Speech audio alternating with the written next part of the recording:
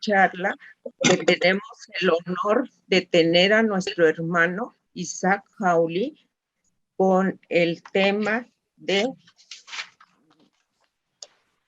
la rama teosófica, un centro espiritual.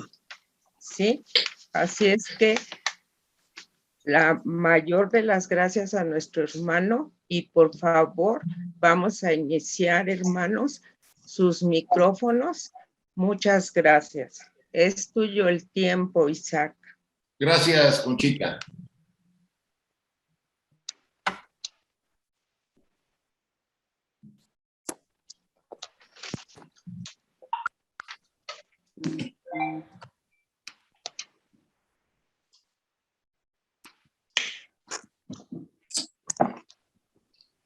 Voy a cerrar los micrófonos.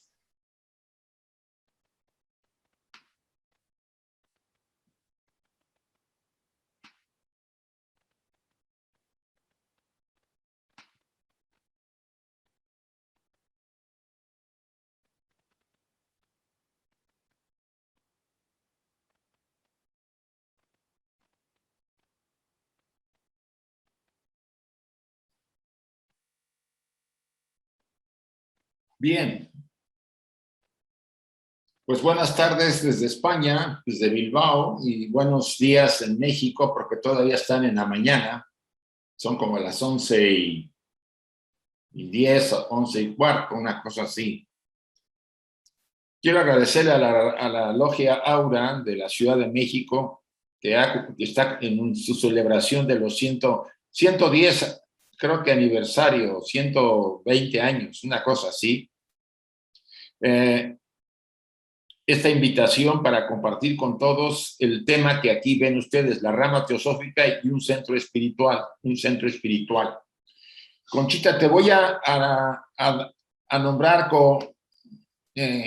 coanfitrión para que puedas intervenir en algún caso. Ya puedes abrir tu micrófono.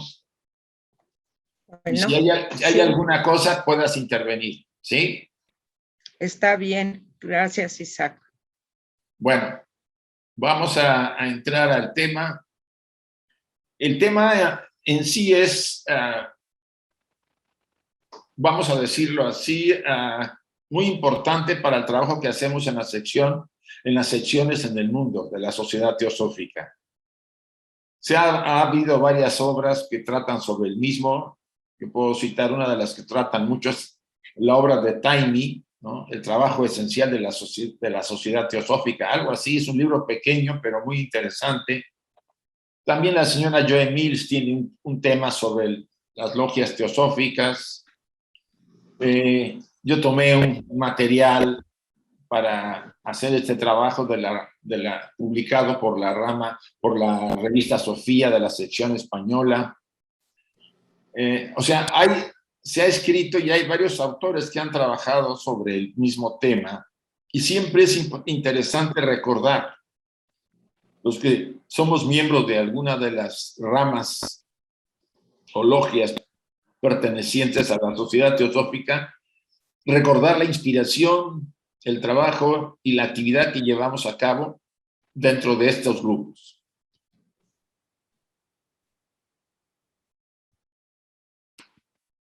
Quisiera empezar hablando de qué es una rama teosófica. Esta es una definición, como puede haber otras, pero me inspira. Una rama constituye una entidad oculta, una ágora, un templo. Todos los asistentes, y no solamente el presidente de la rama, son oficiantes activos y responsables. El simple hecho de reunirse para estudiar cosas sagradas y hablar de los grandes seres les evoca o les invoca mágicamente, incluso si lo ignoramos. La rama teosófica es un centro de actividad oculta. Es ahí donde los miembros de la sociedad, sobre todo dependiendo de la madurez de las almas y el compromiso que tengan, crea centros espirituales, centros importantes de energías que se mueven y que benefician tanto a los asistentes como a aquellos que de alguna manera están cercanos a esos grupos en todos los lugares del mundo donde se encuentran. Entre más comprometidos existan dentro de los miembros con el trabajo que se hacen en las ramas, con esa actividad oculta que es la entrega devota del estudio y la vida práctica, vamos a decirlo así, inspiran a los miembros mismos y también se inspira a otros, porque los centros, como dice Leadbeater, y eso hay un artículo de él muy interesante sobre los centros teosóficos, irradia unas energías que influyen en el entorno. Cada rama sirve como una especie de instrumento para la propagación de las ideas. Y eso es muy importante. Déjenme cerrar mi teléfono porque este empieza a hacer la suya si no me gusta. Cada rama sirve como una especie de instrumento para la propagación de las ideas teosóficas. Y cuanto más fuerte sea, más efectiva es esta diseminación. Y es quizá uno de los principales objetivos de las ramas o de las logias, la diseminación o la propagación de las ideas teosóficas. No podemos evitar que este trabajo no solamente competa en forma individual a cada uno de los asistentes en el grupo, sino que es un compromiso de difusión, de hacer llegar ese conocimiento a los miembros del grupo y a todos aquellos con los que entramos en contacto, porque nuestras vidas van a representar esa enseñanza con nuestro ejemplo. Es por lo tanto obvio que la apertura de tales centros en la forma de nuevas logias y el mantenerlas a todas en una condición activa es una de las funciones primarias de toda sección de la sociedad teosófica. La forma activa pudiera tener diferentes maneras de ser percibida por los miembros. Algunas ramas o logias tienen vamos a decir, una forma activa muy pasiva. Y no estoy hablando de una crítica directa, sino que estoy hablando de que a veces los miembros nos conformamos con llevar a cabo una actividad muy pasiva, simplemente cumpliendo con asistir, leer un pasaje y retirarnos. Y eso tiene su función, pero la rama o la logia tiene vamos a decir, una mayor responsabilidad de unir a las almas que estamos ahí para trabajar con nuestras partes internas, contra la inspiración interna que todos tenemos. Hay alguien que tiene un micrófono y yo estoy notando constantemente ruidos. Permítanme ver si alguien está abierto, porque yo cerré todos los micrófonos. No, todo está cerrado. Por alguna razón se oye, pero bien, discúlpenme.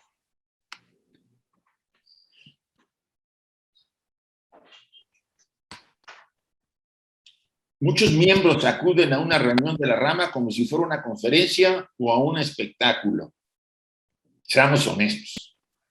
Vamos a veces a la rama con esa manera de ver las cosas, como si fueran espectadores, tanto pasivos como críticos. Algunos se sientan y desean sentirse libres y sin responsabilidades. El tema de la responsabilidad es un tema complicado. Por lo menos los años de experiencia que he tenido yo como secretario general en la sección mexicana y los varios años como presidente de la rama Alfa en Puebla y ahora en las ramas en las que he estado colaborando tanto en Madrid como en Barcelona y aquí en Bilbao, casi es notable ese aspecto de no sentirnos responsables, no queremos asumir ninguna responsabilidad. Yo soy libre, no me pidan que haga nada. Por supuesto, todo se congrega en el presidente y 1 o 2 o 3 miembros muy activos, y los demás estamos a veces se está de forma muy pasiva asistiendo al grupo, porque yo siempre digo que yo soy libre y no me quiero comprometer. Ahí en el fondo hay otras razones, y eso debería ser analizado por todos. para motivar. El compromiso no significa que tenga yo que llevar a cabo algo contra mi voluntad. Significa que que el hecho de asistir y poner lo mejor de mí en el estudio, en compartir esos comentarios profundos o superficiales, eso no importa, pero con ese espíritu de desarrollo y de crecimiento es muy importante. Dejarlo todo en los hombros del presidente del grupo, de la rama, o de algún otro que asista, un tesorero o la secretaria o alguien que está muy asiduo llegando al lugar, limpiándolo, siendo activo, eso a la larga disminuye mucho la inspiración que puede hacernos sentir el grupo. En realidad, un centro oculto, que es la logia, la rama, inspira a todos y nos hace volcar nuestras energías espirituales en ese trabajo cuando estamos comprometidos más que con alguien, con nosotros mismos y por supuesto con el estudio y el ideal teosófico. Otros quieren ser o estar dependientes de un presidente, considerando más o menos como un gurú o un instructor. O sea, o me siento libre y no quiero responsabilidades, o me comprometo con algo, o sea, o me siento muy dependiente de alguien y lo considero algo especial, lo levanto, incluso lo pongo en un lugar especial, ¿no? Aunque cuando cometa un error se me va a caer y yo me voy de la rama porque me decepcionó. Ese no es el tema. ¿Cuántas veces escuché a personas que se retiraban de la sociedad porque fulano era de una manera, sutano de una manera? ¿Por lo que estamos ¿por qué profesamos el ideal teosófico? ¿Por las personas o por el ideal? No va a ser posible evitar que los miembros, cualquiera de nosotros, cometamos errores, que no tengamos vidas perfectas, que seamos en algún momento poco tolerantes o impacientes. Eso es inevitable, porque estamos perfeccionando nuestra estructura, siendo mejores seres humanos, o por lo menos lo intentamos. El hecho de reunirme en una rama, de una logia, pretende que seamos mejores seres humanos, por lo menos en ciertos aspectos que yo ya detecté y que estoy puliendo. Entonces, o sentirme sin responsabilidades o ser dependiente de alguien, pues no, aquí yo lo menciono, son graves errores. Y ese error nos lleva ¿a qué?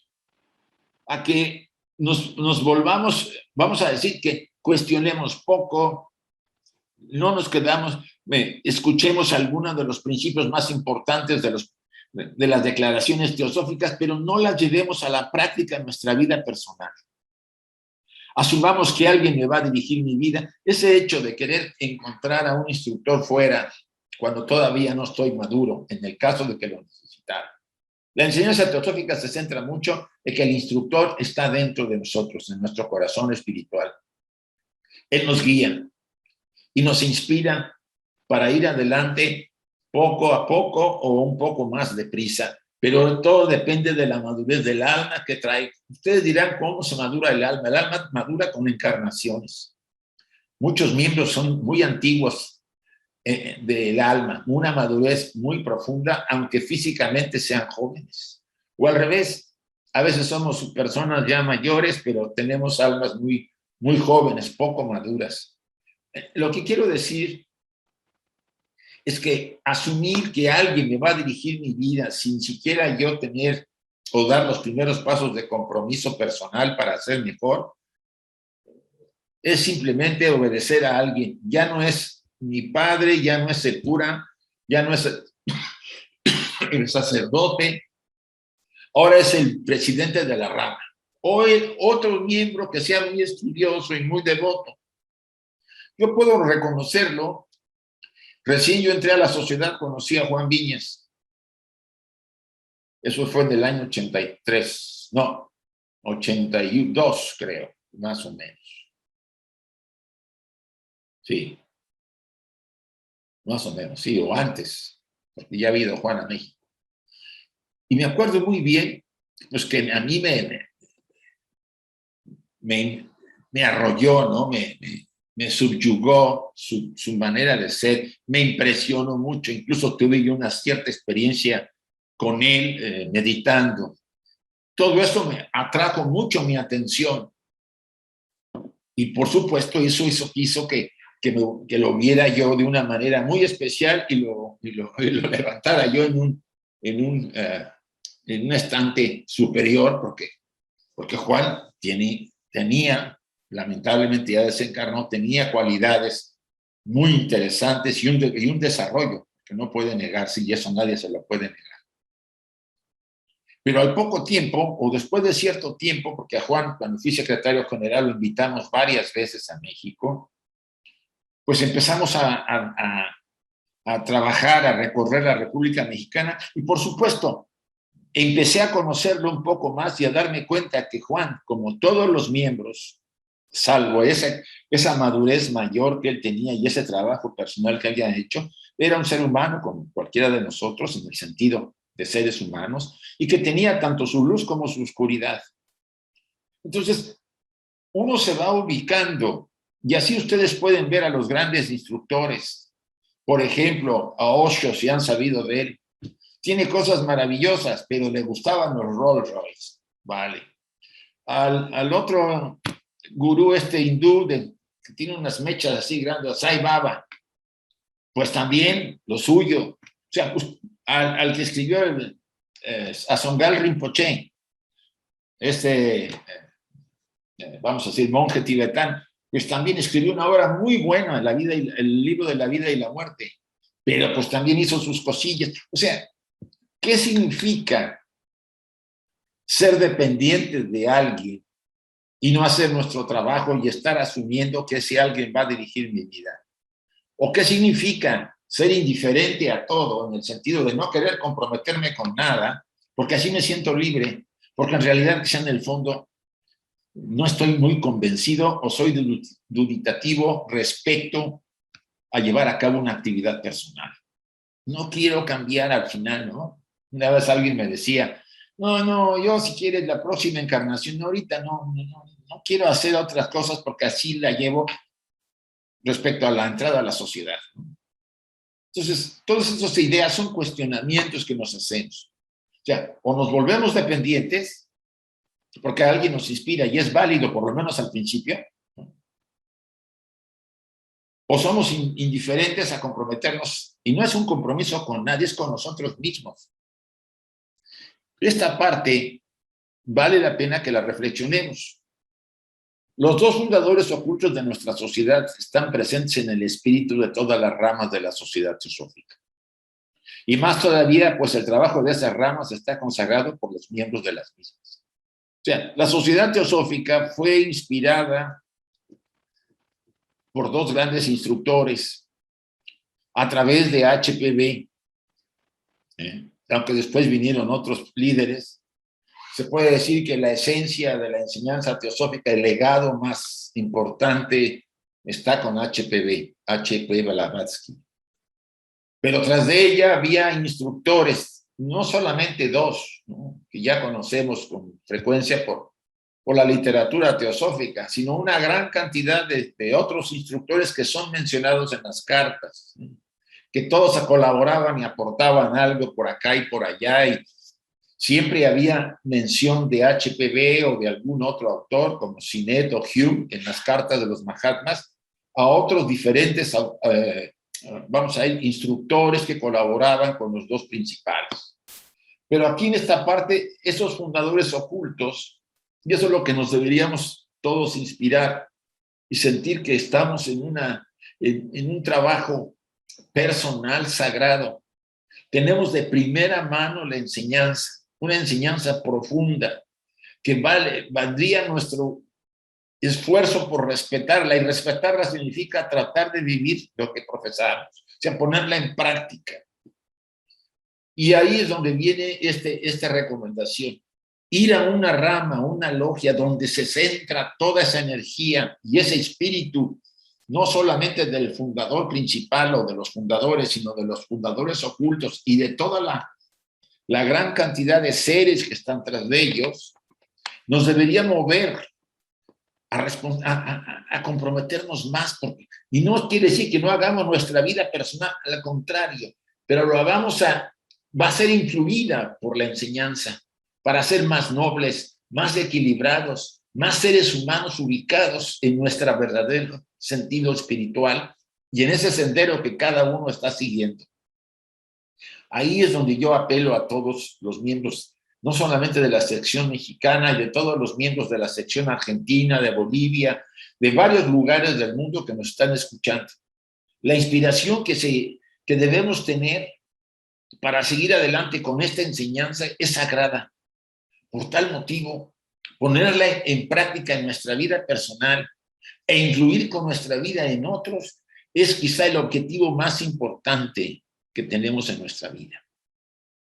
Yo recuerdo que con palabras de Leadbeater, y me puedo equivocar la referencia, él decía, puede ser que quizá en la vida lo único que haya valido la pena haber vivido es este trabajo interno, el haber descubierto la enseñanza y ponerla en práctica en la vida personal. Al final de ese repaso que hacemos antes de irnos al otro plano de nuestra muerte, en el desencarnar, quizá ese punto fue determinante en nuestro destino.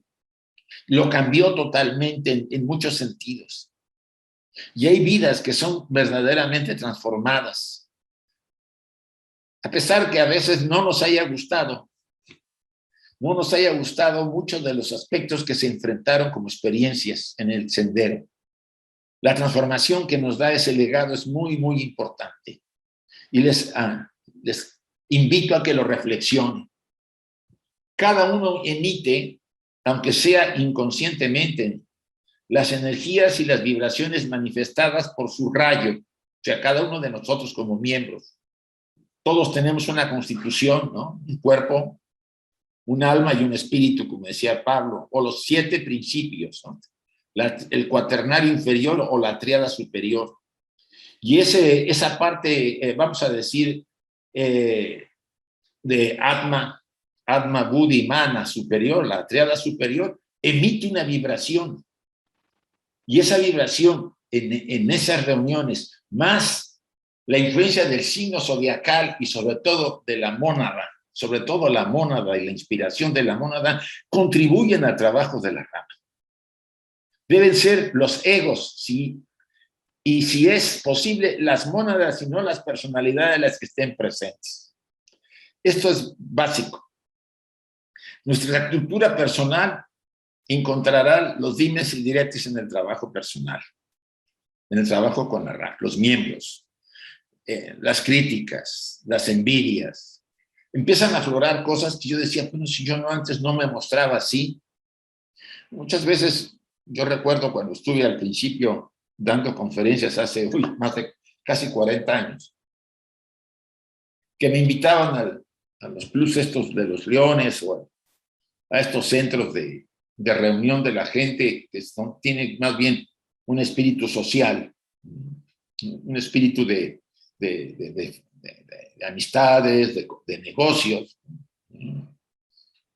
Y por supuesto, ahí todo es camaradería, cenas, comidas, porque yo fui a una cena, me pidieron que diera una charla en un club, creo que de leones. Nomás que lamentablemente lo di al final, porque me pidieron que lo diera después de cenar, y no me acordé que la bebida iba a hacer trastornos, y así como fue, ¿no? Ahí no hay problema. Ahí las partes de las debilidades de la personalidad están ocultas, porque ahí lo que se trata es pasarla bien y hacer algún negocio y conocer a los demás. Tiene buenos objetivos, ¿no? Y además estas organizaciones ayudan mucho a los grupos de desventaja en la sociedad, ¿no? Enrique me ha dicho que él pertenecía a una organización que ayudaba mucho y ayudaba con becas o con material a los grupos en desventaja social. Entonces, ¿pero qué pasa en una rama? Vamos con esas energías y vibraciones de nuestra parte superior o de la parte inferior. Lamentablemente, tenemos que reconocer, si no, no habría conflictos en las ramas como las hay, ¿no? Por supuesto, varían. Hay ramas menos tensas y hay ramas mucho más tensas. ¿Por qué? Porque en lugar de aflorar lo mejor, como menciona aquí en este pasaje, sobre todo la influencia de la mónada, Atma Buddhi, en la actividad de la rama, está influyendo la personalidad con sus dimes y diretes, sus cuestionamientos y todo aquello que en ese momento aflora y no está de acuerdo con la opinión de otros. Ese espíritu deberíamos reconsiderar. Deben de ser los egos y, si es posible, las mónadas y no las personalidades las que estén presentes en las ramas. ¿Es mucho pedir? Sí, es posible. Pero debería ayudarnos a cuestionar. No voy a pedir menos porque entonces no haríamos un esfuerzo. El pedir un listón superior es para que, si no me es posible llegar, llegue a cierto nivel y olvidarme de esas diferencias, prejuicios, condicionamientos que van a aflorar, deseos de poder y posición que son muy frecuentes, y centrarme en el estudio, en la investigación y en aquello que está realmente motivando a esa fraternidad, a esa, vamos a decir, a ese servir y compartir en la familia y en la comunidad, porque nos convertimos en especie de faros que influyen en los demás. Alicia, por favor, cierra tu video, si eres tan amable. La formación y el crecimiento de una logia son verdaderamente como la plantación de un árbol. Tenemos primero que preparar el suelo, enterrar la semilla y entonces regarla y cuidar al joven árbol hasta que haya crecido lo suficiente para que toda ayuda externa sea innecesaria. No basta con que 1 o 2 miembros o 3 miembros sean los entusiastas y los demás asistan y estén ahí sin entrar. Debería ser toda una colaboración. Yo a veces reconozco que no es fácil esta actividad por todas las ramas que he conocido en América Latina. Las ramas, por ejemplo, en La Paz, Bolivia, las que yo conocí todavía, muy activas, muy entusiastas, por supuesto, había de todo, pero una gran parte de los miembros que se reunían cuando nosotros visitábamos, Enrique y yo, a las ramas en La Paz, estaban entregados o por lo menos entusiastas. Que el entusiasmo, Rollin Meta en su libro habla mucho de que el entusiasmo es muy importante en el trabajo interior. También en Cochabamba, cuando estaba yo allá, estaba Teresa y después hubo cambio de presidente y después vino, esta chica se me olvida su nombre. Bueno, ya me acordaré. Todos ellos mostraban entusiasmo y entrega y lo siguen mostrando. Por lo menos esperamos que se recupere, sobre todo en La Paz, ese espíritu. Cuando también visitamos el Perú, ahí sí es cierto, el trabajo lo tiene tanto Edith como Julio. Llevan ese peso muy grande, aunque hay otros miembros también de la rama que están comprometidos y hacen un trabajo. O sea, ustedes van a analizarlo en diferentes países, en Costa Rica, en Puerto Rico y República Dominicana está Magali, pues la verdad es lo excepcional, porque inspira, ayuda, influye, trabaja intensamente. En Costa Rica, pues, hermana María Orlich y a otros hermanos, porque he estado ahí también. Y en México ahorita hay una actividad muy intensa y a mí me da mucho gusto que Leonor, como secretaria general, está influyendo muchísimo en un cambio real en la sección. Y en Puebla, ¿por qué les voy a decir de las ramas alfa y HPV? Que son inspiración de muchas ramas. En términos generales, sí puedo decirles que hay materia, miembros comprometidos, otros que están indecisos y algunos que, pues, reconozcamos, van a escuchar y a dejarlo aparte en su vida porque es como un rellenar. Eso hay que reconocerlo, es así, no se puede evitar. Porque para que una logia y se forme y crezca, no solamente necesita sembrarla, sea, tener la carta patente. No solamente se hace una ceremonia de entrega de la carta patente, se le entregan los diplomas a los miembros. No, eso es parte de la tierra. Vamos a decir, hay que regarla, y regarla significa con el trabajo personal, con la vida personal. El trabajo de un miembro en las ramas y en las logias no termina al salir de la rama cuando termina. Sigue en su casa, tratando de practicar aquellos ideales que se ha comprometido, aunque sean sencillos, pero tratando de ser mejor ser humano. Ahí está haciendo más de lo que se imagina en su vida personal y para el trabajo de la rama. Hay una magia de la presencia que actúa como catalizador en las reuniones, sobre todo cuando hay esa inspiración. También hay un todo templo en un intercambio de energías, una transmutación de fuerzas, una acumulación de las energías emitidas por todos los miembros, conscientes o inconscientemente, por cada uno, que va a irradiarse los días siguientes como una bendición sobre todo el entorno. Esto lo hace muy patente Leadbeater en uno de sus artículos sobre el trabajo oculto de las ramas. Esa energía que nosotros, vamos a decir, inducimos, preparamos, no solamente se queda ahí. Acuérdense que se genera un egregor, una energía espiritual, ¿sí? Entre más elevada sea la inspiración y el trabajo personal de cada miembro, más poderoso es, más se mantiene e influye en el entorno del lugar en que nos encontramos. Ustedes se podían preguntar, ¿qué labor tenemos ahorita en este momento en el mundo con lo que está pasando?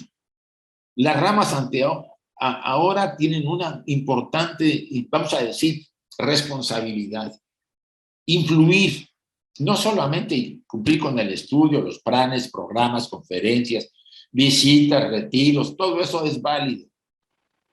Fiestas, cenas, compartir, compañerismo, fraternidad. Sino que esa inspiración fuerte del grupo, sea de todos o de una parte, se irradie para disminuir mucho de ese karma que está, pues, vamos a decirlo así, golpeando en todas partes del mundo por esta pandemia. El tema de la pandemia no es un tema simplemente, como dice la ciencia materialista, algo que se produjo en un laboratorio y el laboratorio se le escapó a alguien y está contagiando a medio mundo. Esto tiene que ver con las vivencias, lo que traemos desde el pasado, la humanidad que hizo en este momento crisis y se ha difundido. La enseñanza oculta nos los dice, las epidemias son parte de un karma maduro que se tiene que vivir a veces por los grupos o por la humanidad, que en este caso está afectado a toda la humanidad. Nos debería hacer reflexionar. Nos debería hacer ver que el entorno se está afectando mucho. Vean ustedes incendios, inundaciones, temblores como el que acaba de ocurrir en México, erupciones de volcanes. O sea, de repente todo se junta y pareciera que la naturaleza, más las pandemias, más no saben ustedes, las invasiones, las guerras, los ataques, las muertes, todo se ha conjugado para empezar una crisis fuerte. Y ustedes piensan que esto nos viene porque simplemente a alguien allá arriba se le ocurrió hacernos ver la nuestra negra, o porque son nuestros pensamientos, palabras y acciones y sensaciones diarias las que están siendo acumuladas en ese karma de humanidad y que ahora pues ha tenido que abrirse porque era ya muy pesado. La rama tiene una función, la logia tiene una función importante de desplegar esas energías, como viene aquí, transmutar esas energías, esas fuerzas en beneficio, en bendiciones, y no seguir acumulando cada vez más. Las ramas deberían ser una bendición en cada lugar, y digo deberían porque eso dependerá de los miembros. Influir. Y cada miembro individualmente influiría también o debería influir en su familia, no con un discurso teosófico, porque eso ya sabemos que hay muchos que nos tirarían a locos, sino con su ejemplo, con su calidad, con su nobleza. Esto es un punto muy importante. Todo esto hace que los participantes tengan una buena parte de responsabilidad, como lo hemos dicho. No se es libre ante la verdad, ante la justicia, ante la manifestación de la vida. La vida no es neutra.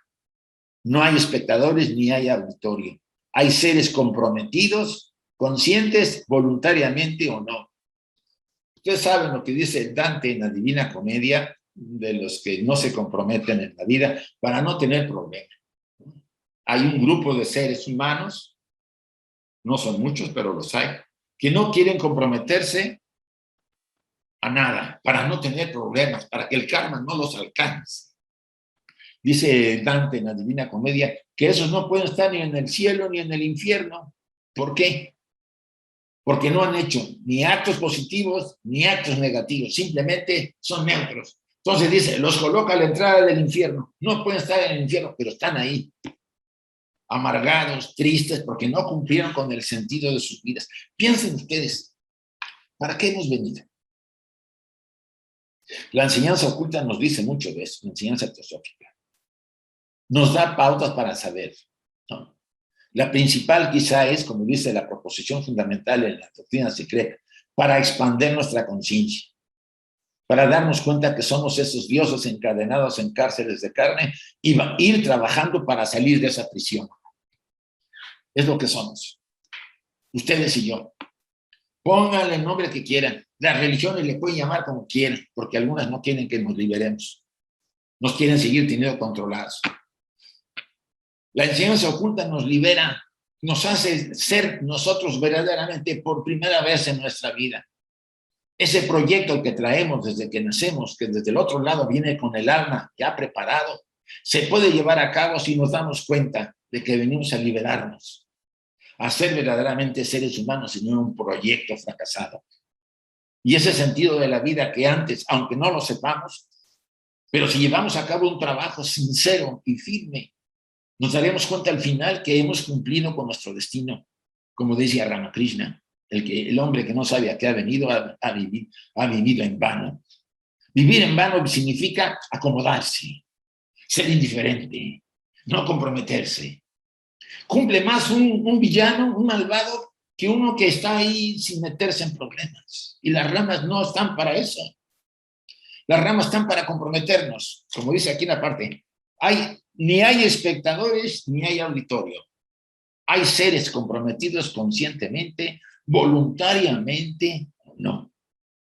Porque a veces no nos comprometemos y la vida nos compromete. Esta es una de las cosas importantes. No es el presidente, que no es más que un director de orquesta, el que compromete nuestra libertad en el sentido que sea, sino la búsqueda y la manifestación de la verdad que necesita y exige una disciplina, una movilización de las fuerzas, ocultas, escondidas y profundas en cada uno. Repito el pasaje. No es el presidente, que no es más que un director de orquesta, el presidente de las ramas en las que estamos, el que compromete nuestra o vuestra libertad en el sentido que sea. Él no compromete a nada, ni la rama nos compromete. Somos nosotros los que nos comprometemos con nosotros mismos, sino la búsqueda y la manifestación de la verdad. Ese es el compromiso más importante, que necesita y exige una disciplina. Pues tenemos que disciplinar, no podemos hacer otro. Algunos nos rebelamos mucho. Pues a pesar de eso, hay cierta disciplina que tener que llevar a cabo, porque si no, no podríamos ubicar y centrar esas energías. Una movilización de las fuerzas ocultas, escondidas y profundas en cada uno de nosotros. El presidente de la rama no es un instructor infalible u omnisciente, por favor. Cualquier ser, incluso alguien menos avanzado que nosotros, puede ser también nuestro instructor, aunque no nos enseñe más que la paciencia, la tolerancia y la compasión, por ejemplo. O sea, endiosar a un ser porque es presidente de la rama o porque es secretario nacional o internacional, un presidente mundial, es poco conocimiento de la enseñanza oculta.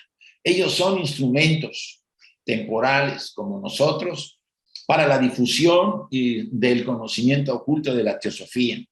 Son pasajeros porque nosotros también pasaremos, aportaremos nuestra parte. Por tal motivo, antropoformizar la enseñanza, los ideales en alguien, lo único que nos cae son decepciones, porque tarde o temprano todos exhibimos nuestro lado oscuro y eso puede ayudar a muchos a tener el pretexto para abandonar la enseñanza, la gran oportunidad que les dio la vida. ¿Ustedes creen que nosotros hemos encontrado la enseñanza teosófica porque sí? ¿Porque le caímos bien ahí a una jerarquía? ¿Porque nuestra mamá era buena?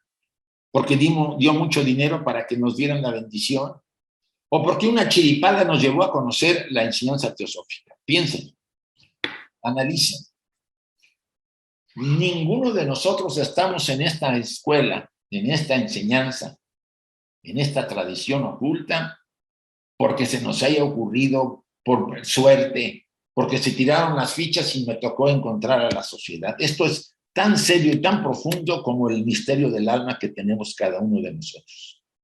Nos hemos acercado, quizá después de varias vidas, a la fuente, al camino nuevamente que tomamos hace 2 o 3 días y que lo abandonamos por las circunstancias que ustedes quieran. Y la vida nos da otra propuesta, otra oportunidad, porque hemos aportado lo necesario para ello. El gran instructor es la vida, recuérdenlo, es el gran instructor. Ella nos muestra, nos reclama, nos pone a prueba, nos pone los obstáculos y finalmente nos premia o nos castiga. Todo depende de cómo querramos verla. La rama es un motivo, un medio para la vida. La rama viene a ser el medio en que la vida nos instruye. El presidente es un animador, un educador y sobre todo un servidor. Y en el sentido etimológico de la palabra, un hierofante. Es decir, el que revela, evoca, muestra lo que es sagrado. ¿Sí? A pesar de que sea solamente la paciencia, la tolerancia, el equilibrio. O sea, todo dependerá de nosotros, de recurrir a esa voz interior, a nuestro ser interior y estar con él. Creo que lo decía Paul Brunton. Decía que el gran instructor está en nuestro corazón. Y si nosotros, por razones de evolución, necesitamos un instructor externo, ese instructor interno se reflejará en el instructor externo. Paul Brunton, recuerden que escribió más en la India misteriosa, algo así. Ahí viene ese comentario de él, después de conocer a Ramana Maharishi. Pero es que el resto de los miembros también lo son. Comprendida así la participación en una rama, es un honor, una ocasión extraordinaria para repracticar el religare, el reunirnos nuevamente con nuestro espíritu, con uno mismo, con los demás, con el mundo de los maestros. La rama es la gran oportunidad. Insisto mucho, el grupo, ahora con este tema del Zoom y las actividades que estamos teniendo, que son gran cantidad, porque hay muchas conferencias por todos lados, ¿no? Y no solamente de la Sociedad Teosófica, sino de otras organizaciones de corte espiritual. Analícenlo. Estoy de acuerdo que el Zoom tiene vamos a decir, una gran influencia, nos conecta. Ahorita estamos conectados cerca de, déjame ver acá, 62. Otras veces son más de 100 o 200. No podríamos llegar a todos ellos en una reunión de rama. Y es válido hacerlo así, pero también es válido que nos acerquemos y que compartamos físicamente nuestros anhelos profundos, cuando llegue el momento y sea posible. Por eso yo vuelvo a repetir esta parte. Por eso es que el resto, comprendida así la participación en una rama, nuestra participación, nuestra asistencia, es un honor ser miembros. Una ocasión extraordinaria para practicar el religar con uno mismo, el volver a unir la parte personal con la parte espiritual, el cuaternario inferior con la tríada divina. con los demás, también con nuestros hermanos y con los instructores que inspiraron a esta sociedad. Es la gran oportunidad. Y no estoy hablando simplemente para convencer a nadie de nada. Creo que esto es lo que estamos hablando, lo hemos escuchado varias veces y lo hemos, vamos a decir, comprendido, pero pasa a veces a segundo nivel, nos vamos acostumbrando, el espacio de confort nos atrae y vamos olvidando el espíritu que nos motivó al estar en un trabajo interno, un trabajo oculto. Y el trabajo que hacemos en las ramas es sumamente importante, mucho que afecta a la sección, a tal grado la afecta que de alguna manera el espíritu de la sección, sea la que fuere, depende del trabajo de cada una de las ramas. Las células están actuando para que vamos a decir, la parte del cuerpo, de ese gran cuerpo espiritual, teosófico espiritual, funcione bien.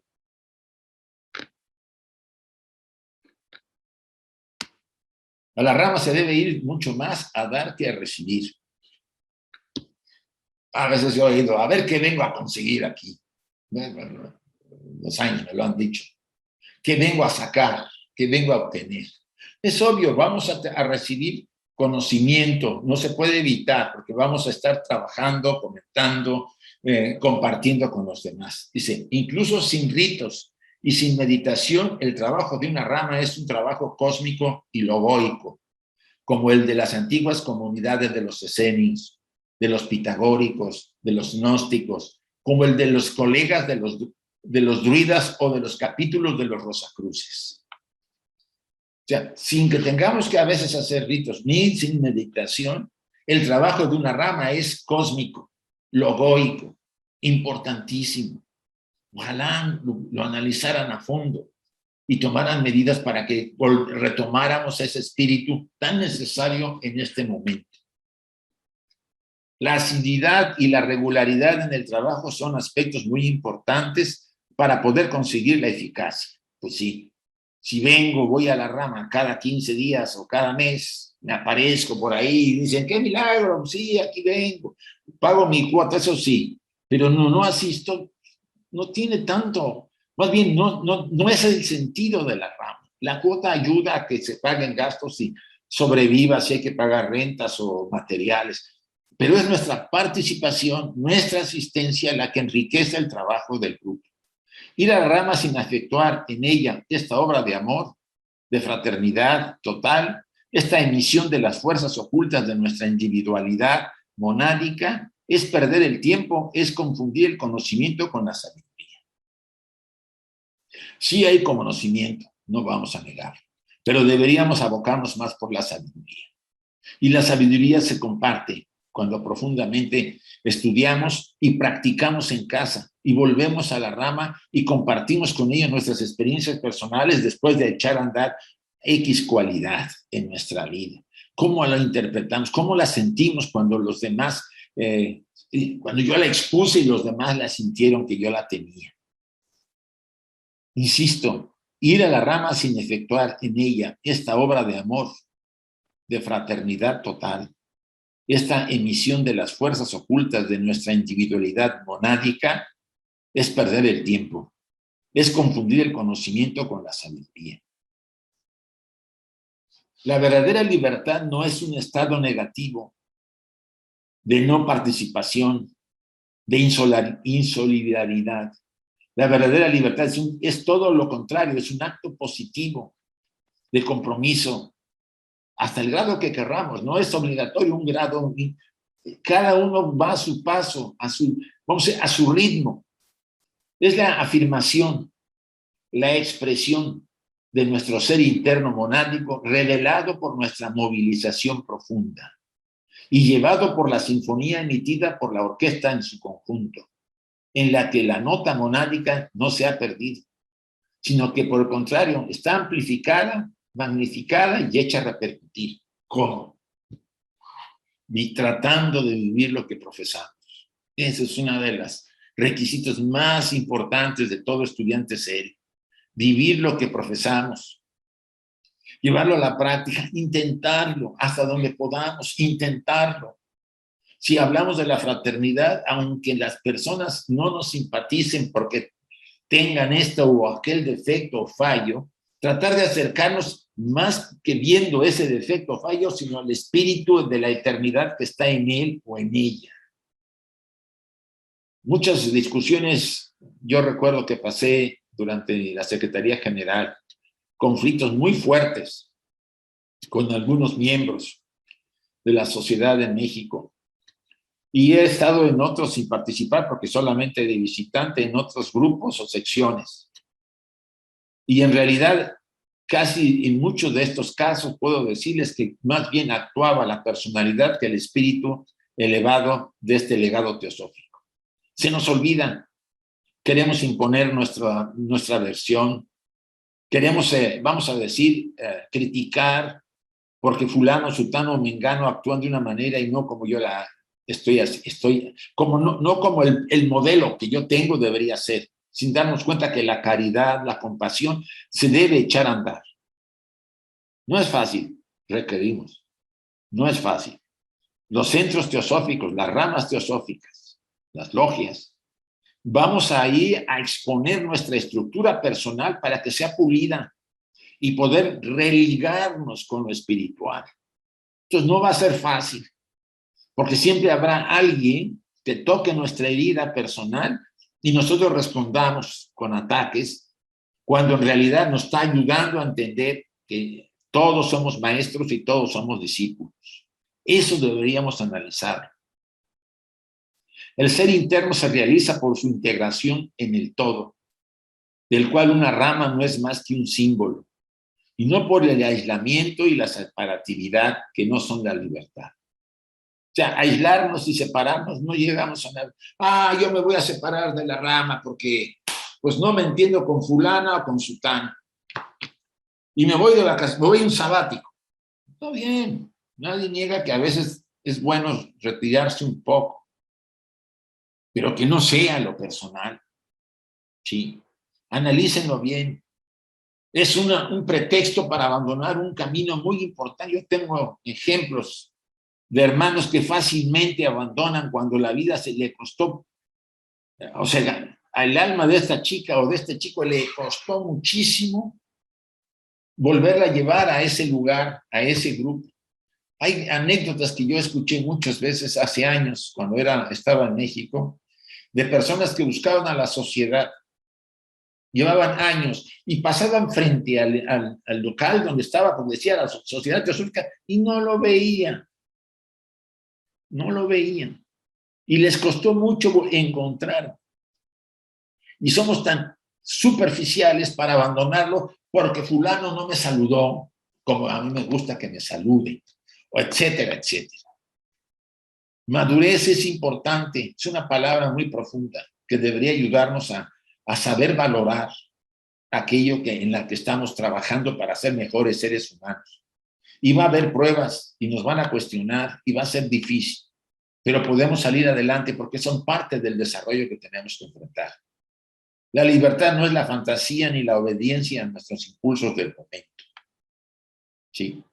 La libertad es la integración, el equilibrio, la armonía interior. El ser interno se realiza por su integración en el todo, del cual una rama no es más que un símbolo, y no por el aislamiento y la separatividad que no son la libertad. Aquí lo estoy repitiendo, perdón.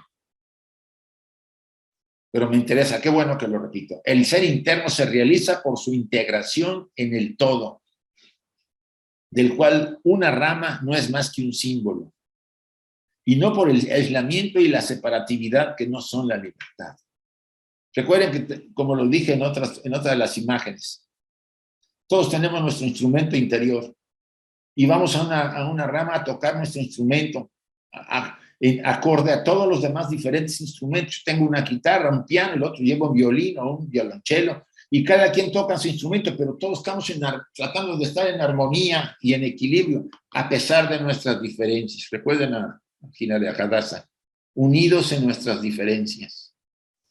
Es un hecho que ahora más que nunca necesitamos retomar ese espíritu de trabajo interno y mostrarlo en el trabajo de las ramas para después ahí alimentarnos con nuestras energías y compartirnos en nuestras familias, con nuestros amigos y en el mundo. Se trata de adherirse al mundo y de no adherirse a nada más que a uno mismo, pues esto es aislar y empobrecer una personalidad que debe iluminar. En una rama no encontraremos más que ayuda en este esfuerzo acerca de nosotros mismos, de romper nuestras limitaciones, nuestras susceptibilidades y nuestro amor propio. Que eso es lo que a veces aflora. En la rama aprendemos a amar a nuestros vecinos a pesar de sus defectos, a sernos amables a pesar de nuestros propios defectos. Tratamos de superarnos nosotros y comprender a los demás y ser pacientes y tolerantes. Pero el trabajo real de la sociedad, la difusión de las ideas teosóficas y la irradiación de la influencia de la clase más elevada en el mundo es hecha principalmente a través de las logias. No hay otra. Las logias son los centros. Por lo tanto, del trabajo eficiente de las logias en cualquier sección nacional depende la vitalidad de la sección y la influencia de la sociedad en el país. Leonor tiene un gran interés en que esta sección se eleve, no solamente en la calidad, en la cantidad de miembros, sino en la calidad y la difusión de la enseñanza. Me refiero a la sección mexicana, pero aquí están asistiendo de varias otras secciones y representaciones. Todos estamos comprometidos, no solo con la sección en la que estamos y la logia, sino con la enseñanza. Olvídense de las personalidades, es la enseñanza. Y la personalidad es que hay ahí y hace cosas raras, olvídense. Mientras yo esté comprometido con la enseñanza, con el legado que HPV nos dio, nada me va a mover de este sendero espiritual. Nada. Todo dependerá de cada uno.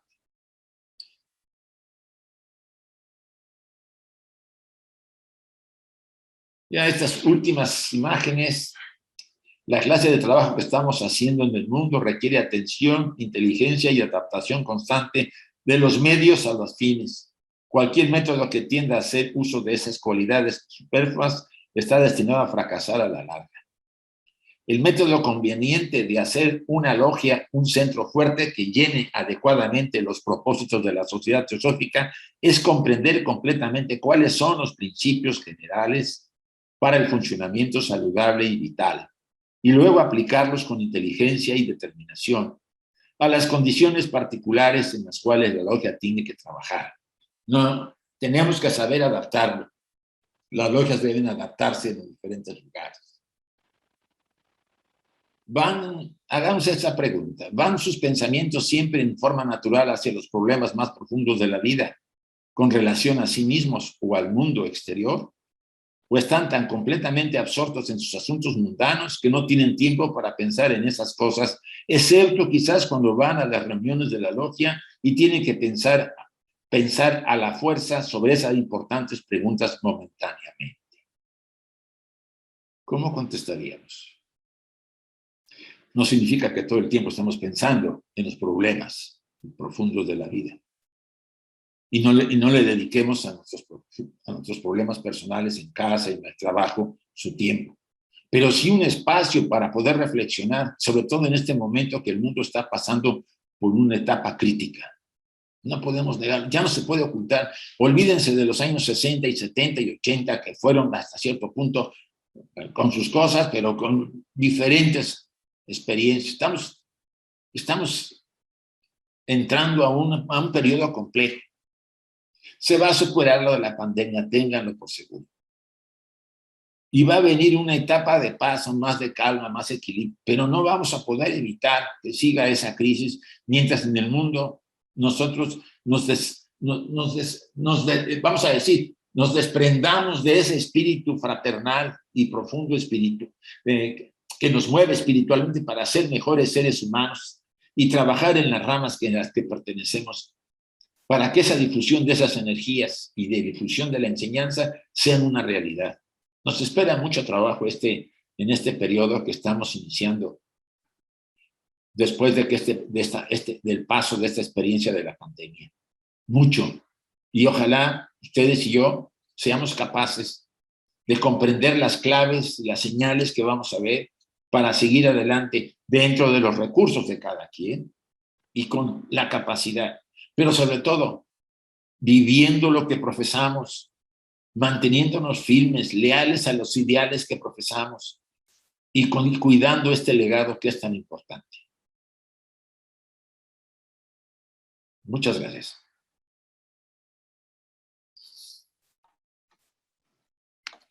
Déjame abrir el micrófono.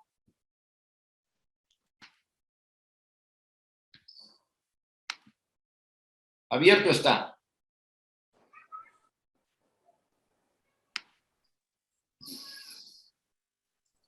Gracias, Isaac. Muchas gracias. Reconozco el compartir tu enseñanza, pero más que nada la inspiración que causan tus palabras. Y sí, qué bueno que nos has repasado la gran importancia que tiene una reunión de logia, una logia, no en el sentido de espacio material, sino en el sentido de que nosotros no lo captamos porque nuestros órganos sensoriales no están capacitados para ello, pero que somos un efluvio de energías. Y dependiendo del compromiso de los integrantes de la logia, es lo que se va a irradiar en donde se esté reuniendo esa logia, esos miembros. Muchas gracias. Gracias a los hermanos presentes y, si tú lo permites, dar un tiempo para comentarios o preguntas. Sí, sí, yo lo abro para que ustedes me digan. Voy a dejar de compartir. Gracias. Vale.